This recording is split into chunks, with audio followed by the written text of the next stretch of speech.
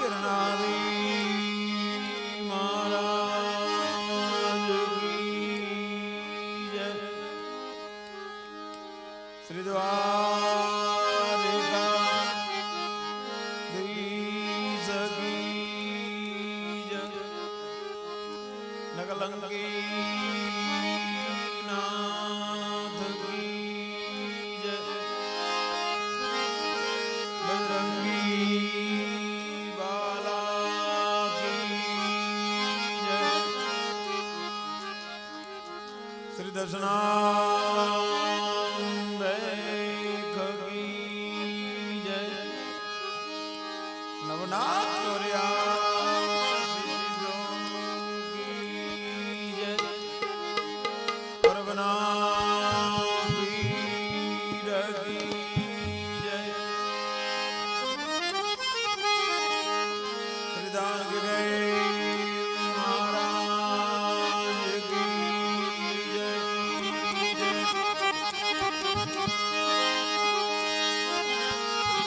रुद्रेश्वर महादेव की जय। भिड़भंजन महादेव की जय। नीलकंठ महादेव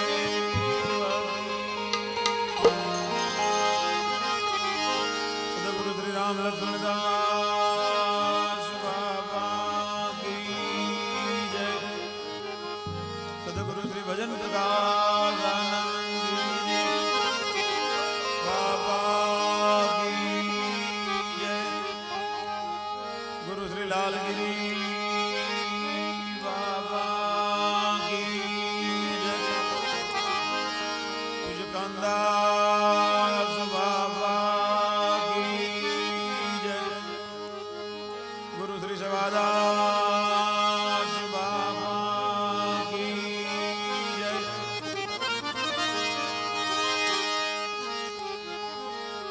पूज्य नारायणानंद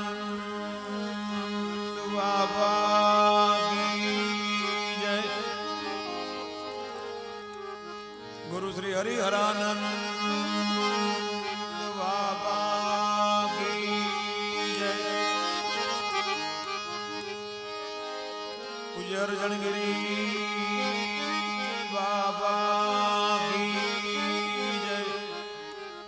गुरु श्री संध्यागिरी बाबा की जय। सर्वे शक्ति मात की जय। श्री हिंगड़ाज मात की जय। पुण्यागिरी मात की जय। भारत माता की ओम।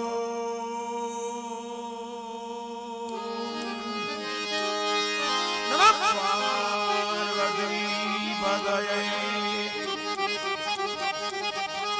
हर हर हर हर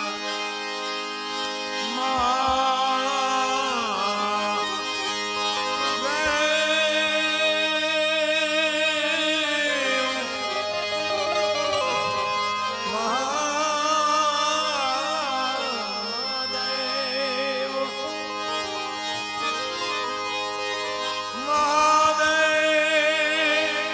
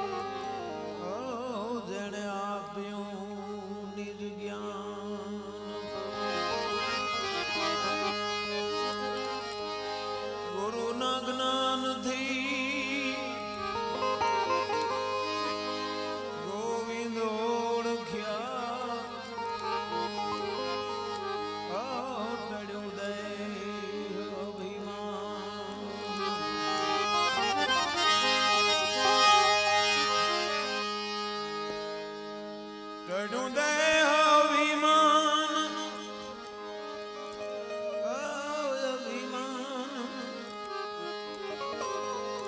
બિના સત્સંગ નરી કથા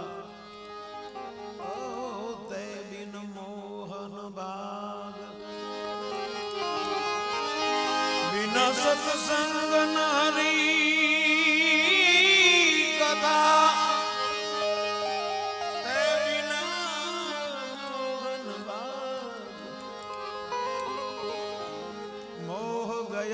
बिन राम पद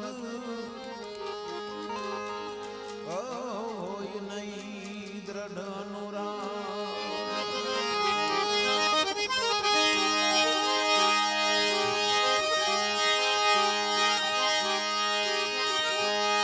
गुरु तना गुण तना वखाण इने जाजा सुवर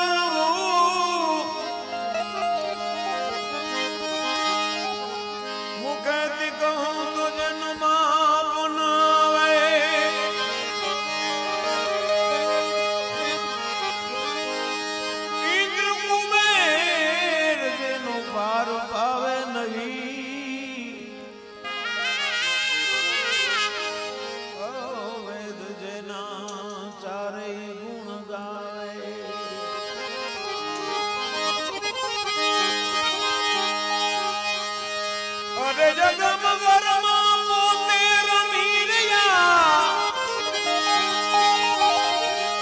अगम गरमा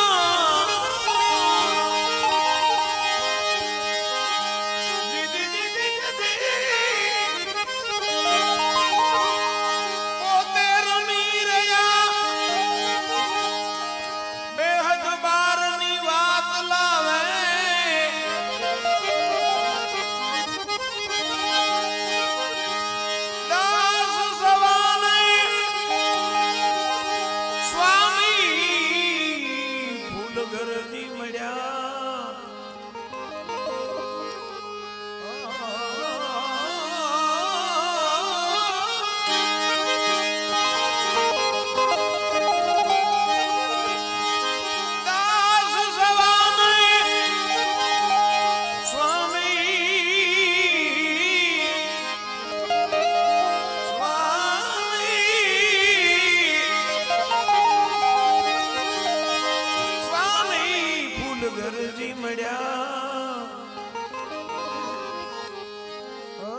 चरण प्रताप थी गुण गावे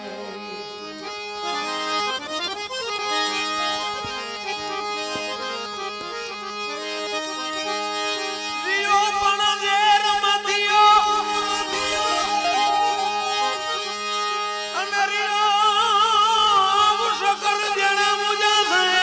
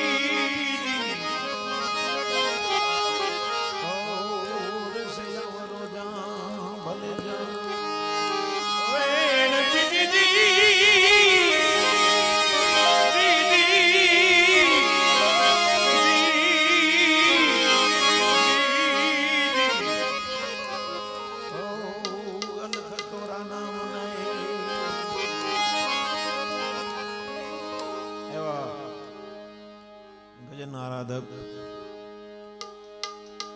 અને ભજન પુરુષ સંતવાણીના એવા મહાન ત્રણેય બાવલિયા પૂજ્ય કાનદાસ બાપુ, પૂજ્ય નારાયણ બાપુ અને પૂજ્ય અર્જનગીરી બાપુ, કે એની ઓળખાણ જ એમની મૂર્તિને દર્શન કરતા જ આપણે થઈ જાય કે ભજન બેઠું છે, હાલતું ચાલતું ભજન, બેસતા ઉઠતા ખાતા. મહાપુરુષોએ કીધું ને, ઉઠત બેઠો તો આત્મા ચાલંતો ચિતાર. એ પગલા ભરતા હોય તો તાલમાં હોય, બેઠા હોય તો તાલમાં હોય. સ્વરની હારે જેને સાધના કહેવાય, સ્વરની એક સાધના છે. હમણાં નારાયણભાઈ, स्वर एक उपासना से, अगर दुनिया में संगीत न होता तो कोई किसी का मित न होता. ये एहसान ऐसा सुरों का, ये दुनिया वीरान नहीं है. अरे प्यार नहीं है सुर से जिसको, वो तो मूर्ख इंसान नहीं है. એને ઇન્સાન નો કહેવાય અને માણસ નો કહેવાય. એને શું કહેવાય? અસુર. જેનામાં સુર નો એને શું કહેવાય? અસુર. એવી આ સુરની દુનિયા અને એમાંય ભજનની દુનિયા. બે પાટા છે, રાગી અને વૈરાગી. સાધુ તેરો હવે સંગ નહીં છોડો. પૂછ્યું છે એમાં લાગી છે કે ખાલી વૈરાગી છે? એ કે કઈ લાગી કે ખાલી બસ કપડા ભી રંગ્યા તો ને આંચડા ભી રંગ્યા. પણ જબલગ તેરો એ બરોબર છે, પેલો સ્ટેમ્પ બરોબર છે, પણ જ્યાં સુધી આત્માની અંદર રંગ નહીં લાગે ત્યાં સુધી બધું નકામું છે. એટલે એવા પૂજ્ય બાપુના ચરણોમાં દર વર્ષે મારે તો પરિવાર આવવાનું કે જવાનું કાંઈ એવું નિમંત્રણ હોય નહીં, અને ભજન વેલા મોડું હોતું નથી. जैसी धुनी अतीत की जब खोलो तब आग.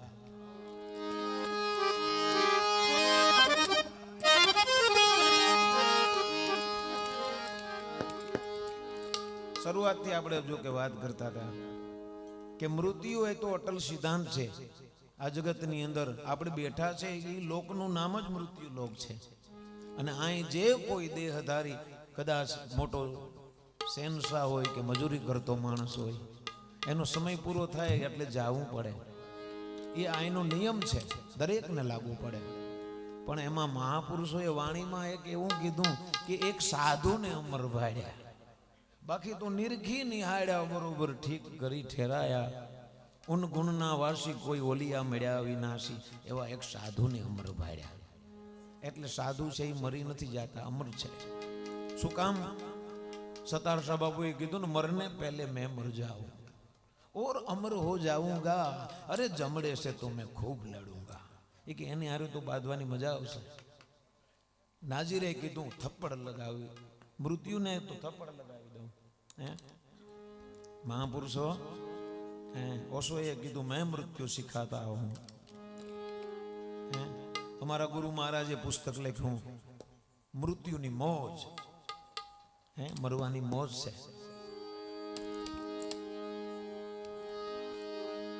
મોત જબર મહેમાન, એને ભાડીને ભડકે નહીં, એના સ્નેહેથી કરે સન્માન, એવો કોક સાચો જ્ઞાની શંકરા. જ્ઞાની કોનો કહેવાય? મોતને ભલભલા માણસ ધ્રુજી જાય. ખાલી ભલે ને જેની મૂછે લીંબુ લટકતા હોય અને આમ ધાક બોલતી હોય, પણ ડોક્ટર એમ કહી દે કે હવે તમારી હારે કોણ છે? એ આમ કઈ ન હોગે કે મારા મોટા ભાઈ આવ્યા, આમ આ ભાઈ આવ્યા છે, અને અંદર આવ્યું તમે ત્યાં બેહો બાકડે. એને બેઠા બેઠા પસીનો વળી જાય. અંદર લઈને મોટા ભાઈને શું કે, ભાઈને ખાલી શરદી મૂંઢી ગઈ, કાંઈ છે નહીં. ઓલો ઘરે જઈને કે મને ગોદડું નાખો, તાવ ખાટલો નાખો. એને એમ કે મને કેન્સર થઈ ગયું છે. પણ એની વ્યક્તિ જો કહી દે કે કેન્સર હોય અને એમ કહી દે કે ભલા માણસ તમને શરદી મૂંઢી ગઈ છે, કાંઈ નથી, આ 3 દિવસની દવા, ઘરે જઈને હાજુ થઈ જાય. મૃત્યુ એવી ભયંકર વસ્તુ છે. મારો કહેવાનો મતલબ, ધીરા ભગત કીધો મરણ મોટેરો માર, કંઈક રાણા ને કંઈક રાજી આવો, જેવા તેવા નહીં. એટલે મૃત્યુ ઉપર વિજય કોણ મેળવે? મહાપુરુષો, સાધુ. જેને મૃત્યુ, અમારે સાધુને દશનામ કે દરેક સાધુને મૃત્યુને મંગલ કીધું છે. એને છેલ્લે પાલખી કાઢવામાં આવે, એને શણગારવામાં આવે, એને સ્નાન કરાવી ભભૂતિ લગાડી ભગવી કફની પહેરાવવામાં આવે, એને ફૂલ અત્તર અબીર ગુલાલ. આજ ही हमने बदले है कपड़े, आज ही हम नहाए हुए हैं. इश्क में क्या बताए हम तुम्हें, किस कदर चोट खाए हुए हैं. अहल हद अपनी मिट्टी से कह दो, दाग लगने न पाए कफन को. એ ઓલા સમાધિ ખાડો ગોળવા વાળાને કહે છે કે જરાક જાળવજો ભાઈ. એનું કારણ કે હકીકતમાં આજ જ મેં નાયો છું ને આજ જ કપડાં બદલ્યા છે. અત્યાર સુધી તો હાલતું હતું એમને. એટલે એવું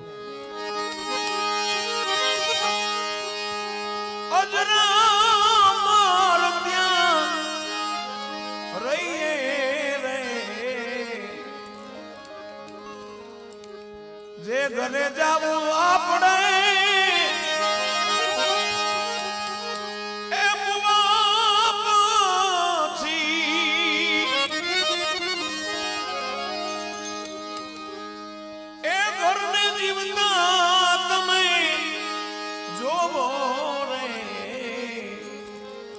મનને વાણી જ્યાં પહોંચે જ નહીં.